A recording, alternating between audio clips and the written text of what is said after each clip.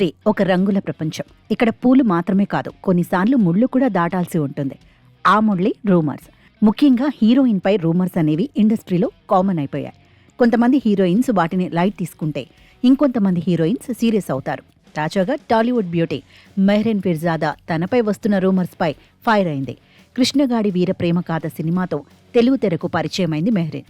మొదటి సినిమాతోనే మంచి విజయాన్ని అందుకోవడమే కాకుండా తెలుగు ప్రేక్షకుల గుండెల్లో క్రష్గా నిలిచిపోయింది.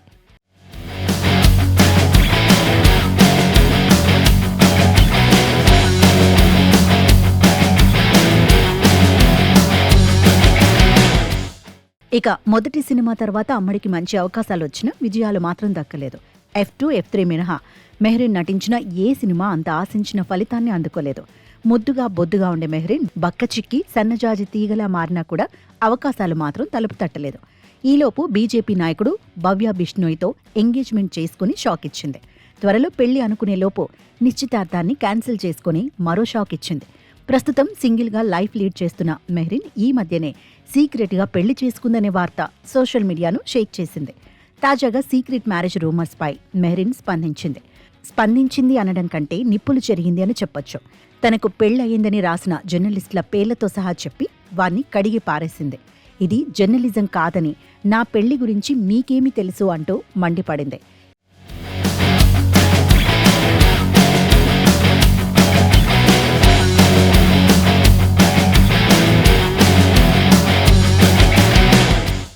ఈ రోజుల్లో ఎలాంటి పర్యవసనాలు లేకుండా తప్పుడు సమాచారం ఎలా వ్యాపిస్తుందో చూస్తే నాకు ఆశ్చర్యంగా ఉంది. ఇక డబ్బు తీసుకుని రాసే పనికి మాలిన కథనాల విషయానికి వస్తే జర్నలిజం ఖచ్చితంగా దెబ్బతింది. నేను ఈ విషయంపై 2 సంవత్సరాలుగా మౌనంగా ఉన్నాను. కానీ నిరంతర వేధింపుల కారణంగా ఈరోజు మాట్లాడాలని నిర్ణయించుకున్నాను. కొన్ని ఆంగ్ల వెబ్సైట్స్లో నేను సీక్రెట్గా పెళ్లి చేసుకున్నాను అంటూ ఆర్టికల్స్ వచ్చాయి. అందులో నేను నాకు తెలియని, ఎప్పుడు కలవని ఎవరో XYZ అనే వ్యక్తిని పెళ్లి చేసుకున్నానని రాశారు. స్పష్టంగా నా వికీపీడియాను హ్యాక్ చేసి 2 నిమిషాల పాపులారిటీ కోసం ప్రయత్నించిన ఒక నీచుడి పని ఇది. కాబట్టి నేనిక్కడ అసలు నిజాన్ని స్పష్టం చేస్తున్నాను. నాకు ఎవరితోనూ పెళ్లి కాలేదు. నన్ను నమ్మండి. నేను పెళ్లి చేసుకోవాలని నిర్ణయించుకున్నప్పుడు ఆ విషయం ప్రపంచం మొత్తానికి తెలిసేలా చేస్తానని మీకు వాగ్దానం చేస్తున్నాను అంటూ రాసుకొచ్చింది.